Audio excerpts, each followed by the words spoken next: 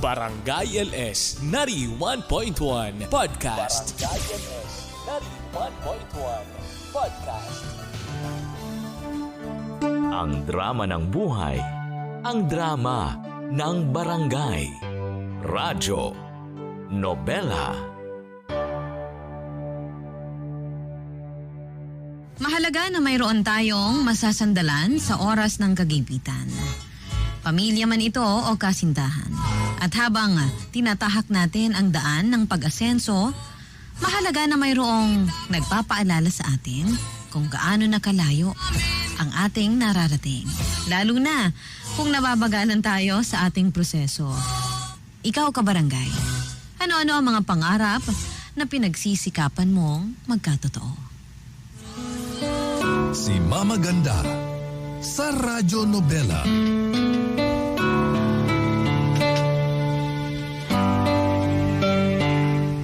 Magandang araw po sa iyo, Mama Ganda, at sa lahat ng nakikinig po ng Radyo Nobela. Ako po si Yuna, 32 years old at may isang anak na babae. Ang totoo niyan, fan na fan po kami ng asawa ko na si Aris ng programa niyong Radyo Nobela. Kaya isang araw ay nagkasundo na lamang po kami na magpadala ng sulat sa inyong programa. Para ibahagi ang istorya hindi lang ng munti naming pamilya, kundi maging ng pagsisikap namin sa buhay para naman kahit paano ay umasenso kami. 21 years old pa lamang po ako noon nang mabuntis ni Aris. Samantalang kaka-22 pa lang niya. That time, pareho pa po kaming kolehiyo. Graduating noon si Aris pero pinili kong tumigil sa pag-aaral dahil naging maselan po ang aking pagdadalang tao. Hindi nagtagal, nakapasok sa isang private company si Aris bilang warehouse personnel. Nang mga panahong yon, sinubukan po naming bumukod ng tirahan pero nagtagal lamang po iyon ng 5 buwan. Dahil si Aris lang nagtatrabaho para sa aming mag-ina, aminado po ako na nagipit talaga kami at nahirapan. Mabuti na lang dahil to the rescue ang pamilya niya at doon muna nila kami pinatira sa kanilang bahay. Hanggang sa pansamantalang pananatili namin doon ay tumagal na po ng halos 5 taon. Ako po si Yuna. At ito ang aking kwento.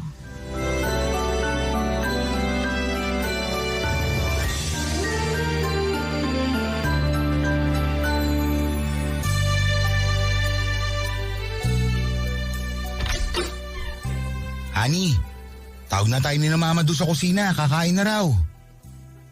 Oh, sandali. May problema ba maganda kong soon-to-be misis? Pwede ba, Aris? Huwag ka nga mang-asar. Soon to be ka dyan, samantalang hindi ka pa nga nagpo-propose sa akin. Ha? Hindi pa ba matik yun?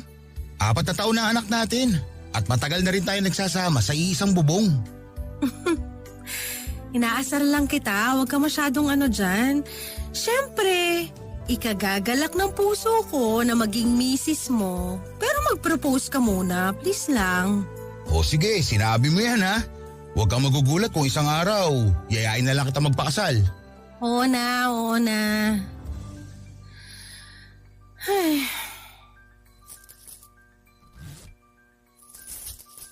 Oh, nagbibilang ka na naman ba ng kayamanan mo, honey? Sira ka talaga. Sana nga may kayamanan talaga ako, no? Aba, meron naman. Sino ba may sabing wala? Nga lang, hindi papel o barya. Kasi kami ng anak mo, kayamanan mo. Totoo naman yan. Pero minsan, hindi ko mapigilang isipin na sana may pera rin tayo. Hindi naman sa nagre-reklamo ako sa buhay na meron tayo dahil thankful pa rin ako kasi may natutuluyan tayo. Pero Han, naiisip mo rin ba na kung may sapat lang tayong pera, sana nakakabukod na tayo ngayon ng bahay? Oo, mababait ang parents mo at wala namang kaso ang pagtira natin dito. Kaya lang, may pangarap din naman ako makapagsarili tayo. Alam ko naman ang pinanggagalingan mo, honey. Kasi aaminin ko, nahihiya na rin ako kina mama at papa dahil inabutan ng 5 taon ang pagtira natin dito. Kaya nga todo sikap ako sa pagtatrabaho para matagdagan ang ipon natin nang sa ganun makayanan na natin magrenta. Kaya lang syempre, hindi naman ganun kalakihan ang sweldo ko. Bukod dun, lumalaki na rin ang anak natin. Kamukat-mukat mo, nag-aaral na siya. Gusto ko naman na napag-ipunan natin yun. Alam ko naman yun. Tsaka nakikita ko rin ang pagsisikap mo. Hindi ka lang mabait na tatay sa anak natin dahil responsable ka rin at masipag. Sana isang araw, magbunga ng magagandang bagay ang mga ginagawa mong pagsasakripisyo para sa amin, Han. Hindi lang naman ako nagsasakripisyo para sa pamilya natin. Ikaw rin. Tingnan mo, pareho tayo nagtatrabaho at nagsusumikap na mabigyan ng magandang future ang anak natin. Siguro wala naman talagang madaling daan para makamit natin ang mga pangarap natin sa buhay. Pero ang isa sa mga bagay na natutunan ko, kapag may gusto ang tao, nakakamit niya yun. Hindi man ngayon, pero sa tamang panahon. Naks naman! Kailan ka pa naging ganyan magsalita? Masyadong malalim ang pinaguhugutan mo ah. Hoy, seryoso ako ha. Kahit na palagi ako nagjo-joke at mukha akong kengkoy, naniniwala naman ako na balang araw, magtatagumpay din tayo sa buhay. At sabay nating gagawin yun, honey. Dahil walang saysay kapag ako lang mag-isa. Mabuti alam mo. Ikaw na talaga ang pinaka-the best soon-to-be husband ko at tatay ng anak natin. Salamat kasi palagi mong pinapagaan ang loob ko. Basta palagi mong tatandaan, kahit gaano kabagal ang pag-asenso natin sa buhay, walang kaso yun. Kesa naman walang nangyayari, di ba? Basta kapag nararamdaman mo na medyo na-frustrate ka na naman, magandang bagay na lang ang isipin mo. Dahil yun lang ang makakatulong sa'yo. Palagi kong tatandaan ang sinabi mo, honey. At palagi mo rin itatak dyan sa isip mo na nandito lang ako. Ano? Payag ka na ba magpakasal sa akin? Nagpo-propose ka na ba? Oo! Wala pa nga lang akong singsing. Kaya ito muna pantali ng anak natin sa buhok ang isuot mo. Puro ka talaga kalokohan. Noong nabuntis ako at di nakapagtapos ng kolehiyo, aaminin ko na nahiya talaga ako sa aking sarili at sa mga magulang ko.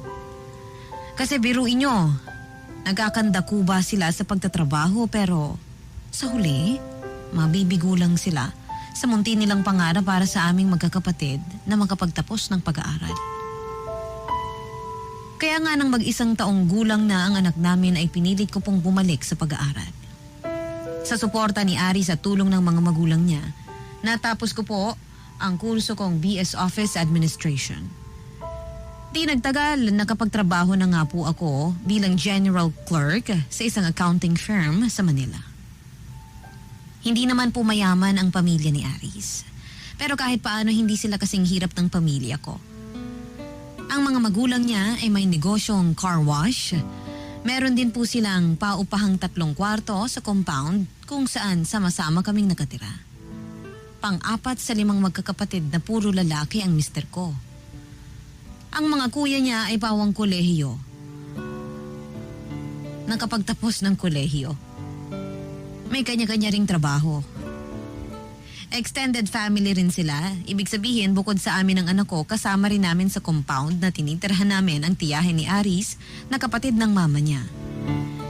Si Tita Artemia at ang anak nitong dalagita na si Lilia.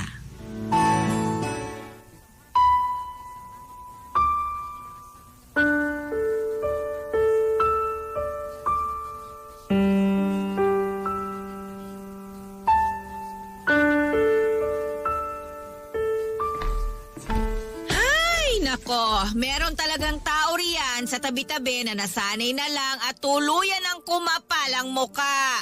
Hindi na rin marunong mahiya. Ay, grabe talaga. Hindi ko na kinakaya. Magandang gabi rin po, Tita Artemia. Oh, nandiyan ka na palayo na. Aba, ano bang balak mo? Tumambay pa riyan sa sopa imbis na kinukuha mo na sa ate ko yung anak mo? Hindi naman po ako tumatambay. Kakarating ko lang din po galing sa trabaho at medyo nangangalay lang ang binti ko. Kaya nakaupo po ako. Tungkol naman po sa anak ko, sinabi sa akin ni Mama na siya na muna ang titingin para makakain ako lalo po't OT sa work niya si Aris. Ay, nako. Ang dami mo pang palusot. Ang sabihin mo, nagkukunwari ka lang na nangangalay ang binte para makatakas ka responsibilidad mo bilang nanay dun sa anak mo. Hindi ka man lang ba nahihiya? Kasi yung ate ko pa talaga ang ginagawa ninyong babysitter ni Aris ng anak ninyo. Ano ba naman yan, Yuna? Kung bakit kasi anak-anak kayo tapos ngayon hindi nyo naman kayang alagaan? Mawalang galang na po. Pero hindi naman po pasaway at mahirap alagaan ng anak namin. Bukod dun, sina mama at papa na rin na nag-volunteer na mag-alaga sa apo nila para makapagtrabaho po ako at matulungan si Aris. Ay nako, wag mo nga akong linyahan ng ganyan ha. Hindi ako naniniwala sa mga pinagsasasabi mo. Sinasabi mo lang yan kasi gusto mong magpabida. Tita Artemia, ano po bang issue natin dito?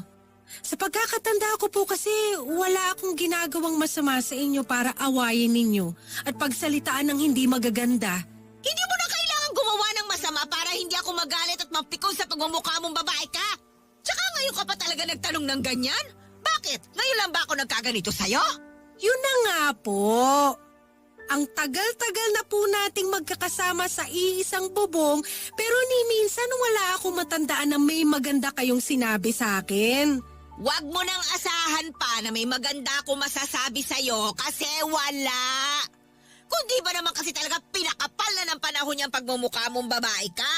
Sinabihan na kita noon eh. Hindi ka welcome sa pamilya namin pero nagsusumiksik ka pa rin.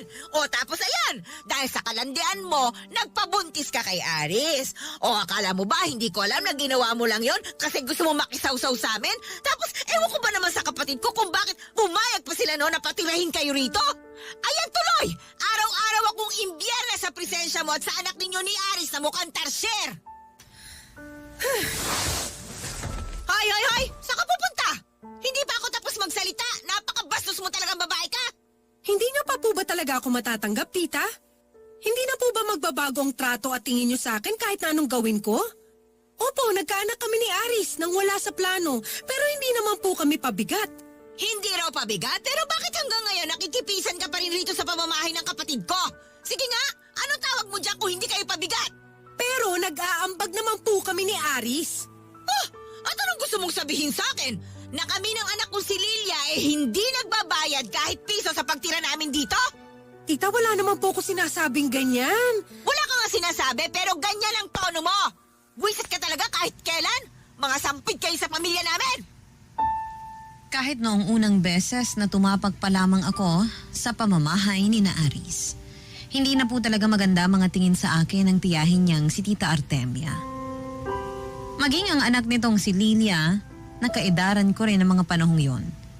Kaunting impormasyon lamang po tungkol sa mag-ina. Anak ni Tita Artemia si Lilia sa pagkadalaga. Palibhasa, kwento na rin sa akin ng biyanan ko, masyado raw ligawin at minsang naging mapusok noon sa pag-ibig ang nakababata niyang kapatid.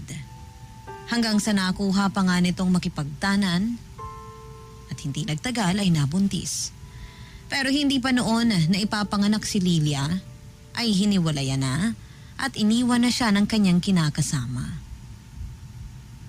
At dahil nga po likas na maawain ang magulang ni Aris, kinupkup niya sa poder niya ang dalawa at pinag-aral si Lilia.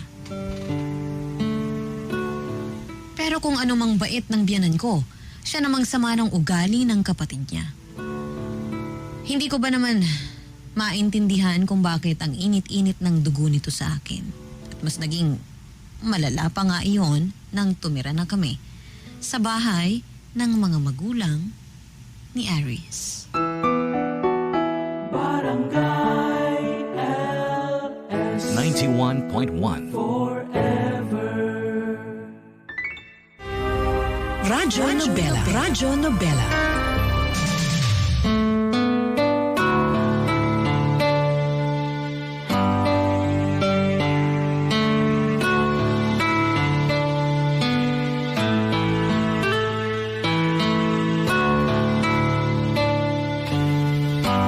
Katulad nga po ng nabanggit ko kanina, hindi ko rin po kasundo si Lilia, ang kaisa-isang anak ni Tita Artemia, na noon ay working bilang executive assistant sa isang private company. 1 taon lang ang tanda ko sa kanya. Pero ni minsan wala akong maalala na ginagalang niya ako o ginalang niya ako bilang ate niya. Nang hindi pa kami tumitira sa bahay ng mga magulang ni Aris, tulad ng nanay niya, mainit na rin ang dugo sa akin ni Lilia. Kaya siya may isang beses na prinangka niya ako. Na hindi niya raw ako gusto para sa Kuya Aris niya dahil average girl lang daw ang katulad ko. Ibig sabihin, saktong ganda, saktong talino. Tapos wala pang pera o mamahaling ari-arian ang pamilya ko. Hindi naman din po kasi kami mayaman, maganda. Pero sina Aris naman ay hindi rin ganun kayaman. Yun nga lang, may kaunting kakayanan kahit paano, kumpara sa amin. Pero hindi ibig sabihin nun ay wala nang pangarap o masenso ang buhay ng mga magulang ko. Kaya nga nang mabuntis ako at magkaanak ng wala sa plano, inasahan ko na ang pangmamata na maaari kong maranasan kina Tita Artemia at Lilia ay mararanasan ko po talaga sa loob ng tahanan ni na Aris.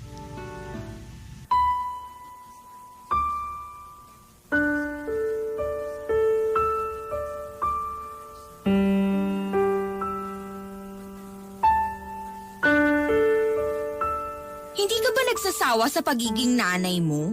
O naiinggit man lang sa akin kasi ako sitting pretty lang pagdating ko rito sa bahay.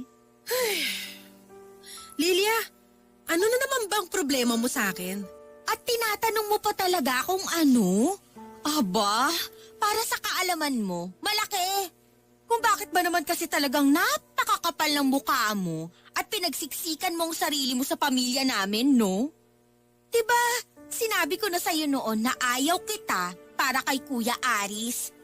Pero bakit imbis na lumayo, lalo kang dumikit sa kanya na parang dikya? Tingnan mo, imbis na umasenso ang buhay niya, hirap na hirap siya. Kawawa sa'yo ang pinsan kong yun. Hindi madali ang buhay namin ng Kuya Aris mo. Pero hindi pa rin naman kami nawawala ng pag-asa na balang araw, magbubunga rin ang mga pagsisikap namin. Hindi naman kami tamad, di ba? Sa katunayan, pareho kaming kumikita ng pera na pinangaambag namin sa bahay na to. Hindi man ganun kalaki, pero mabuti na rin kaysa wala. Sandali nga, ano bang punto ng pag-uusap natin to? Sa pagkakatanda ko kasi nabanggit ko na to ng paulit-ulit sa'yo. Nagsisikap? Sino pinaglololoko mo? Kung totoong nagsisikap kayo ni Kuya, sana kahit paano nakikita namin na nagbubunga yon. Kaso nga, hindi. Tingnan mo. Ikaw, hanggang ngayon, napaka-basic pa rin ang sweldo mo. May mga pagkakataon pa nga na nagigipit kayo tanghihiram ng pera sa mga magulang ni Kuya Aris. Grabe, Yuna. Hindi ka ba tinatabla ng hiya sa katawan niyan? Nakikitira na nga kayo rito. Pero hanggang ngayon, kargo pa rin kayo ni na tita. Alam naman namin ang mga pagkukulang namin ni Aris, pero ano ba magagawa namin kung hindi pa nagkakatotoo ang mga pangarap namin? Akala mo ba madaling umasa para lang mabigo? Sana naman naiintindihan mo na hindi lang tungkol sa standard niyong mag-ina ang tunay na kahulugan ng pagsisikap. Magkakaiba tayo ng pinagdadaanan, Lilia. Akala mo ba maaawa ako sa'yo dahil sa mga sinabi mo? Para sa kaalaman mo, kagagawan niyo rin naman ni Kuya Aris kaya kayo nahihirapan ngayon. Kaya talaga ako, hindi ko kayo tutularan kasi nga ayoko maghirap na kagaya niyo. Hindi ka ba man lang naiinggit sa akin? As in, solo ko ang sweldo ko, maganda ang trabaho ko, nagagawa kong lahat ng gusto ko. Halos magkalapit lang ang edad natin pero hindi mo makuhang mag-relax. Kasi nga, busy ka na sa pagiging nanay at dakilang empleyado. Sa nakikita ko wala namang masama sa pagiging nanay at pagiging empleyado. Ikaw nang may sabi, nagtatrabaho ka rin, namamasukan. Nagkataon lang na mas mataas ang posisyon mo at mas malaki ang kinikita mo kumpara sa akin. Pero hindi pa rin ibig sabihin nun, may karapatan ka ng insultuhin ang trabaho ko. Bakit? Nagnanakaw ba ako? Gumagawa ba kami ng masama ni Aris para magkaroon ng pera? Hindi naman, di ba? Alam mo, hindi ko maintindihan kung bakit ang init-init ng dugo mo sa akin. Kayo, ng nanay mo. Samantalang wala naman akong atraso sa inyo. Tsaka hindi ka ba kinikilabutan sa mga pinagsasasabi mo, Lilia? Balang araw, magiging nanay ka rin. Gusto mo bang magmana sa iyong anak mo? Napakatabil ng dila? Alam mo, kahit kailan, buwisit ka talaga sa buhay at pamamahay namin. Ano ba kasing problema mo sa akin? Naiingit ka ba? Insecure? Naririnig mo ba ang sarili mo? Ako? Inggit at insecure? Of all people, sa'yo pa talaga, Yuna? Grabe, kapal naman yata ng mukha mo. Kung hindi, bakit ka nagkakaganyan? Hindi ba pwedeng wag mo na lang akong pansinin para hindi ka nabubwisit sa pagbumuka ko? Ako na ang nagsasabi sa'yo, mas mababawasan ang pagka-stress mo sa akin kung ikaw na rin mismo ang iiwas na magkausap tayo. Hindi ko magagawa yon hanggat nakatira ka pa rin sa pamamahay na to. Ay, nako! Kailan ba kasi kayo aalis dito? Masyado nang masikip ang bahay na to para sa ating lahat. Malapit na. Magugulat ka na lang isang araw wala na kami rito. Grabe, ang tagal naman. Ewan ko sa'yo. Sige na, maglalaba pa ako ng damit ng anak ko. Makikiraan. Nakakainis ka talaga, babae ka. Ang sarap mo sa bunutan. Hindi po ako mahilig sa drama sa tunay na buhay. Sa mga radyo o TV, baka pwede pa. Kaya nga kahit anong sabihin na masasakit na salita sa akin ng mag-inang Artemia at Lilia, ay hindi ko na lamang po masyadong pinagtutuunan ng pansin. Kaya lang syempre maganda aabot ka sa punto na mapupuno ka rin kapag sobra na. Kapag nangyayari yon, mas pinipili ko na lang na suluhin yung sakit ng mga insulto nila sa akin at sa amin ng anak ko. Tapos umiiyak na lamang po akong mag-isa. Hindi ko rin naman sinasabi kay Aris o maging sa mga magulang niya dahil ayokong magkaroon sila ng alitan ng pamilya nila. Akala ko masasanay na lang ang tainga ko sa mga pasaring at hindi magagandang sinasabi ng mag-inang Artemia at Lilia sa pamilya ko, anak ko at estado ng buhay namin ni Aris. Akala ko sapat na ang 5 taon para patunayan sa kanila na nagpupursige naman po kaming dalawa ni Aris para kahit paano makabukod na rin kami at di na maging pabigat sa pamilya nila. Kaya lang syempre, hindi ganun kadaling umasenso kahit na nagsisikap kami pareho. Ang hindi magandang trato nila sa amin at ang mailap na swerte sa buhay ang mga dahilan kung bakit naging malungkutin po ako ang mga panahong yun.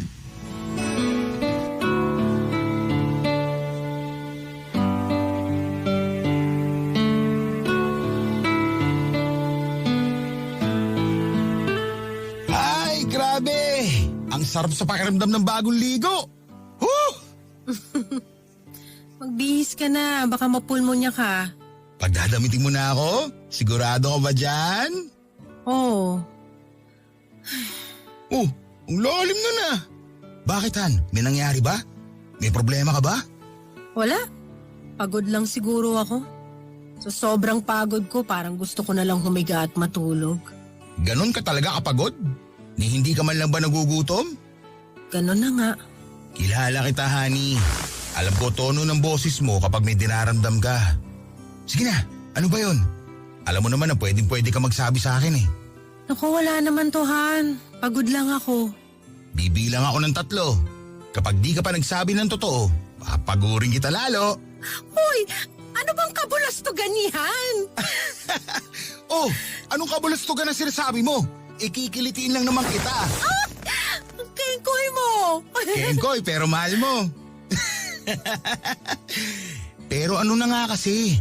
Bakit parang feeling ko malungkot ang honey ko? Sige na, sabihin mo na sa akin. Sige. Pero sana huwag kang magre-react kaagad dyan, ha? Ipangako mo na makikinig ka. Sige, ano ba kasi yun? Sina Tita Artemia kasi at Lilia. Pakiramdam ko, hindi na nila ako matatanggap sa pamilya niyo, Han. Sandali. Anong ibig mong sabihin? Alam mo naman na hindi kami close, diba? Pero gusto ko pa rin makuha ang mga loob nila dahil nga kamag-anak mo sila. Bukod doon, nakatira tayo sa iisang bubong. Hindi naman yata maganda na nag-aaway-away. Sinasabi mo bang inaaway ka ni na Tita at Lilia? Di ba nag-promise ka na makikinig ka muna? Oo nga, kaso parang alam ko na kung saan papunta ang usapan na to, honey. Pero makinig ka pa rin kasi. Ay naku, parang nagsisisi na tuloy ako na kinuwento ko. O sige na, makikinig na ako. So ayun na nga. Nasabi ko lang naman yun kasi naapektuhan na ako sa mga hindi magagandang sinasabi nila tungkol sa akin at sa anak natin. Ayoko nang isa-isahin dahil ayoko namang isipin mo na ganito sila o ganyan. Siyempre, kamag-anak mo pa rin naman sila. Kaya lang minsan sumusobra na eh. Nakakasakit na sila ng damdamin. Kailan ka pa nila pinagsasalita ng hindi maganda? At gaano yung kadalas? Hindi naman madalas pero matagal-tagal na rin. Kahit nung wala pa tayong anak, ayaw na talaga nila sa akin, di ba? Pero dahil desidido ako na patunayan sa kanila na mahal kita, sinubukan ko silang intindihin. Alam mo, wala kang dapat patunayan sa kanila. Oo, kamag-anak ko sila. Pero wala pa rin silang karapatan na tratuhin ka ng ganyan. Bata pa lang ako, talaga may attitude na yan si Tita Artemia. Tapos, di rin naman talaga kami magkasundo ni Lilia. Pero siyempre, alang-alang sa pamilya namin, nanahimik na lang ako. Hanggat kaya kong umiwas, ako na lang ang uunawa sa mga mapupurol nilang utak. Pero sobra naman kung pati kayo ng anak natin pinagsasalitaan nila ng hindi maganda. Honey naman, bakit niyo mo na sinabi sa akin yan? Ayoko kasi na magkagulo kayo. Nabanggit ko sa iyo ngayon kasi parang sasabog na yung dibdib ko eh. Pero syempre ayoko pa rin na magkakasamaan kayo ng loob ng tiyahin at pinsan mo. Intindihin mo lang sana Han, wala akong masamang intensyon at hindi ako nagsusumbong. Ayos lang naman ako. Kaya ko pa silang pakisamahan. Halika nga rito. Yakapin ko nga ang honey ko para hindi na ma-stress yan. Napakatapang mo talaga, Han. At huwag ka mag-alala. Alam ko naman ang pinanggagalingan mo. Umasa ka rin na hindi ako gagawa ng dahilan para magkagulo-gulo tayo. Pangako yan Oo, pangako. Pero hindi pwedeng masanay sina Tita Artemia at Lilia sa mga ganyang pag-uugali nila.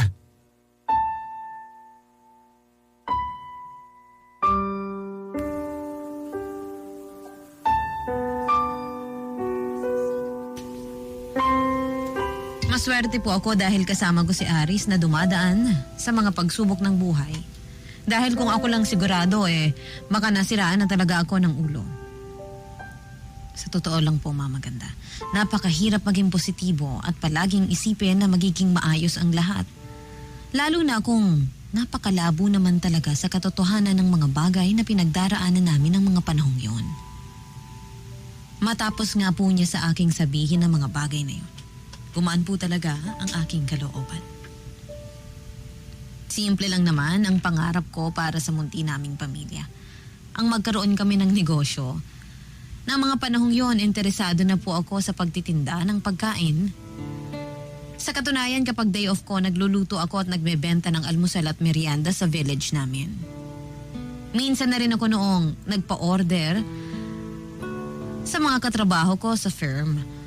At in-encourage nila ako na mag-franchise kami ng food stall ni Aris. Napakasarap pong dumaan sa mga pagsubok. Kapag mayroon kang katuwang na nagpapaalala sa iyong, kaya natin to. Barangay LS. In Lucena, 91.1. Si Mama Ganda sa Radyo Nobela.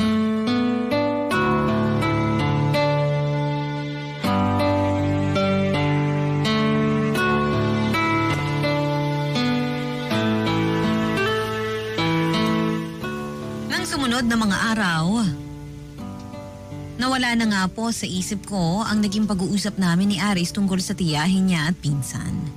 Sa halip, mas nag-focus ako sa goal naming dalawa na magkapag-ipon para naman matupad na namin ang pangarap naming magkapag-franchise ng food stall. Naging abala rin po ako sa pagbabrowse online ng mga tungkol sa pagnenegosyo lalo na sa free time ko. Ibinabahagi ko rin iyon kay Aris. Lahat po ng mga natututunan ko at mga payo sa akin ng aking mga coworkers. Na nagtagumpay sa mga negosyong pinasok nila. Dahilan para mas maging inspired ako na pumasok o ituloy ang nais kong pagkakakitaan. Hanggang isang gabi, pagkagaling ko sa trabaho ay hindi ko po inaasahan na bigla na lang akong kukumprontahin ni na Tita Artemia at Lilia. Dahil kinausap daw po sila ni Aris tungkol sa trato at pag-uugali nila tungkol sa akin. Nagkataon naman na wala sa bahay namin ang biyenan ko at ang anak ko dahil nasa labas pa sila ng mga oras na yon nang ako ay umuwi ng bahay.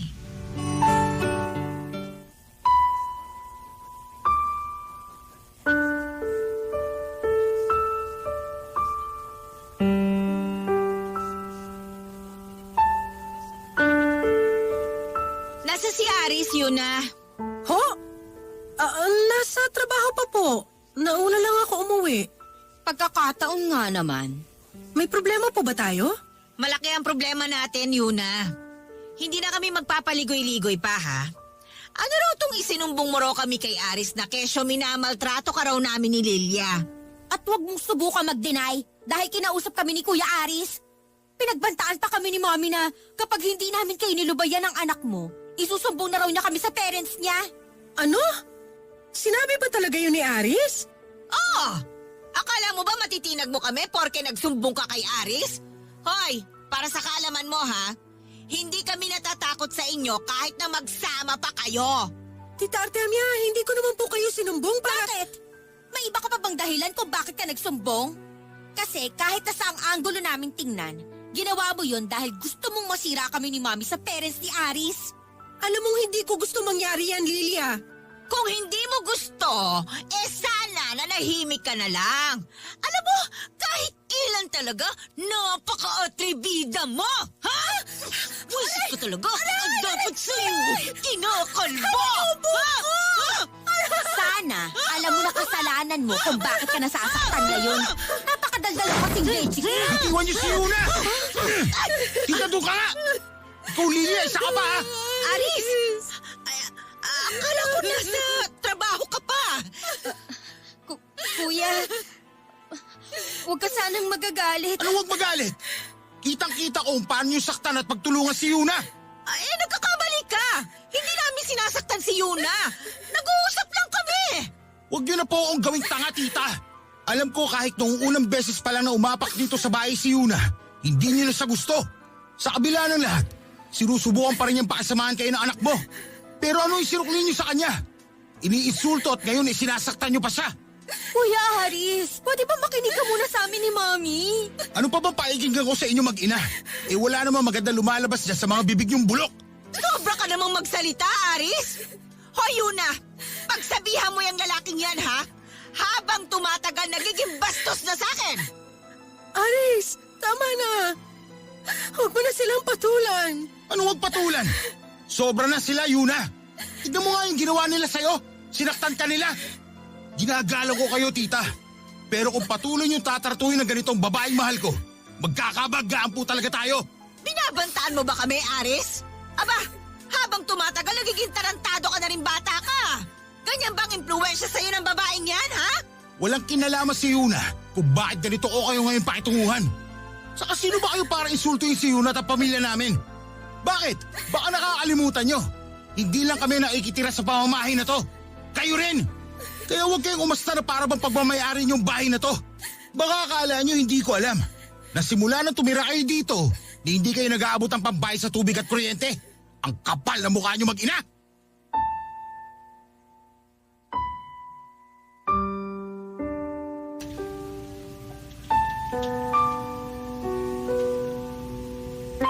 Kulang na lang po, manliit ako sa lalong galit na inilabas ni Aris sa mag-inang Artemia at Lilia. Parang ako na nga po ang nahihiya. Matapos po ng mainit nilang diskusyon, pinagsarahan na namin ang pintuang dalawa at humagulhol po ako habang nakayakap kay Aris. Wala po akong ibang hangad na masamang bagay nang minsan kong masabi sa kanya ang pakikitungo sa akin ng pinsan at tiyahin niya. Pero bakit kung palabasin ni na Tita Artemia at Lilia ay parang napaka-kontrabida ko naman sa pamilya nila? Masakit sa kalooban at aminado ako. Nasumikip po talaga ang dibdib ko ng mga oras na yon. Para bang sumabog na nga lahat sa puso ko ang bigat na aking matagal na dinadala tungkol sa mag-inang yon na tinitiis ko lang. Pero lalabas at lalabas po pala talaga at sasabog ang mga bagay na pinipilit nating itago. Nang sumunod na araw, hindi ko na nga po napigilan pang magsumbong si Aris sa mga magulang niya. Doon ay masinsinang kinausap ng biyenan kong babae ang nakababata niyang kapatid tungkol sa trato nilang mag-ina sa amin. May punto pa nga na humingi ng tawad sa akin ang mag-ina pero alam ko na hindi yun bukal sa puso nila at napipilitan lang silang gawin ang bagay na yun. Kaya simula noon, mas lalo pa po kaming nagsumikap ni Aris na makaipon para makaalis na po sa poder ng kanyang mga magulang. Hindi nagtagal nakapag-loan po si Aris sa kumpanyang pinagtatrabahuhan niya. At matapos naming pagsamahin ang mga ipon namin, natupad nga po ang pangarap naming makapag-franchise ng food stall na ipinwesto namin sa plaza. Dahil nagsisimula pa lang sa aming munting negosyo, kinailangan ko pong umalis sa trabaho ko noon sa firm. Bagay na inunawa at sinuportahan ng dati kong boss na nagpaabot din ng tulong pinansyal para sa aking pamilya. Naging hands-on po ako sa aming negosyo. Di nagtagal, pumatok iyon at lumaki. Sa katunayan, nakapag-franchise pa kami ng isa pang stall at tuluyan nang nakakuha ng pwesto sa mall kung saan mas maraming tao. Hindi madali. Hindi laging makikita pero kinaya po namin ni Aris ang lahat ng mga bagay na ito para umasenso. Dumating ang araw na nagkaroon na rin po kami ng sapat na pera para makapagpundar ng sarili naming tahanan. At bago pa kami tuluyang lumipat doon, isinakatuparan po namin ang una at matagal na naming plano sa buhay. Walang iba kundi ang magpakasal.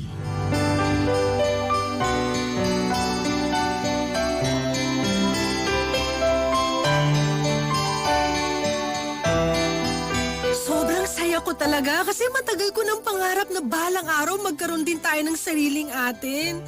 Kahit na maliit lang, basta sama-sama tayong tatlo. Grabe Han, hanggang ngayon hindi pa rin ako makapaniwala na sa atin na ang bahay na to. Maniwala ka. Totoo na sa atin na ang bahay na to, Han. At lahat ng yun, hindi mangyayari kung hindi dahil sa pangarap mo. Pangarap natin. Hindi lang ako dahil dalawa tayo. Nakalimutan mo na ba? Isa to sa mga pangarap natin para sa pamilya natin. Bukod sa mabigyan ng magandang kinabukasan ng anak natin, humiling tayo sa Diyos na sana tulungan niya tayo magkaroon ng sarili nating bahay. At sa tulong niya, kasabay ng pagsisikap natin, nagkatotoo yun. Alam mo ba kung ano pang pinagpapasalamat ko? Yun yung punto na kahit na malapit na tayo sumuko noon, hindi pa rin tayo pinabayaan ng Diyos. Sinamahan at ginabayan niya pa rin tayo, lalo-lalo na sa mahirap na sitwasyon na pinagdaanan natin. Thank you rin sa'yo, honey. Kasi kung wala ka, wala rin ako magiging dahilan para mas magsikap at mas magpursige sa buhay. Kayo ng anak natin ang dahilan kung bakit ako nangangarap at nagpapatuloy. Mahal na mahal ko kayo at wala akong ibang hangad kundi ang maging masaya ang bawat araw ng pagsasama natin na mag-uumpisa nga rito sa bago nating bahay. Pero Han, nakita mo ba yung lungkot sa mga mata ng mga magulang mo? Ayaw nga nila tayong paalisin at malalayo daw sila sa apo nila. Bigla tuloy ako nag-alangan. Magiging maayos din sila mama at papa, sigurado yun. Naninibago lang sila pero nangako naman tayo na palaging bibisita sa kanila, hindi ba? Kung sa bagay, kasi sa kanila ko pa rin naman iiwan ng anak natin kapag naka-duty ako sa store natin eh. Tsaka sobrang close talaga nila sa apo nila na para bang mas mahal na nila kaysa sa'yo. Alam mo, napakamapang-asar mo talaga. Pero seryoso, sobrang saya ko talaga. Dati kasi pangarap lang natin to. Pero ngayon totoo na siya. Hindi ito magiging huling bagay na matutupad sa mga pangarap natin, Hana. Dahil marami pang kasunod. At lahat ng yon, magkasama nating tutuparin. Tayong dalawa kasamang anak natin. Salamat sa Diyos dahil ibinigay niya kayo sa akin. At salamat din sa'yo dahil isa kang mabuting tatay at asawa, honey. Napakaswerte ko dahil nakilala kita. Kahit na mahirap ang pinagdaanan natin noon, alam ko na ikaw pa rin ang pipiliin ko makasama hanggang sa pagtanda natin. Hindi mo alam kung gaano mo ako pinasaya nung mag-propose ka ng kasal sa akin noon. Ako ang pinasaya mo nung pumayag ka matali sa akin habang buhay. Oh, paano ba yan? Wala nang iwanan ha? Forever ha? Alam mo ang corny mo. Sumumpa ka na lang kasi. Dali na, sabihin mo, forever. Pwede ba huwag mo nga ako idamay sa kalokohan mo? Tignan mo tong taong to.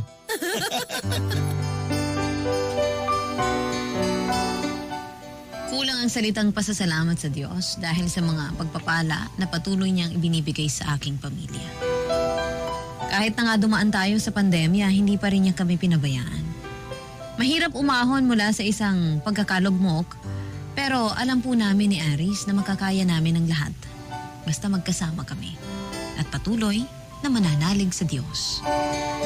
Kung tatanungin niyo po ako tungkol kina Tita Artemia at Lilia, hindi pa rin kami close pero at least hindi na rin nila ako masyadong pinag-iinitan dahil iba na po ang bahay namin ni Aris. Nere-respeto ko pa rin naman po sila dahil kamag-anak sila ng asawa ko. Pero mabuti na rin ang maghiwa-hiwalay kami ng landas para pare-pareho na rin kaming matahimik. Hindi ko man mabago ang pakikitungo nila sa akin, sana hipuin sila ng Diyos at gawin niyang mas maunawain ang mag-inang ito. Nang sa ganon, dumating ang araw na maging maayos na ang lahat lalong-lalo na sa aming pagitan. Habang hindi pa nangyayari yon, ang sarap lang sa pakiramdam na alam kong hinding-hindi na nila kami basta-basta masisilip o pakikialaman. Maraming salamat po, Mama Ganda, if ever na mabasa niyo ang sulat namin. Sana po nakapag-iwan kami ng inspirasyon sa lahat ng mga kabarangay natin. Lalo na sa mga mag-asawang nagsisimula pa lamang. Wala kayong hindi kakayanin. Basta, magkasama kayo at nagtutulungan. Ako po ang inyong forever kapuso at kabarangay. Yuna. Ang drama ng buhay, ang drama ng barangay. Radyo Nobela.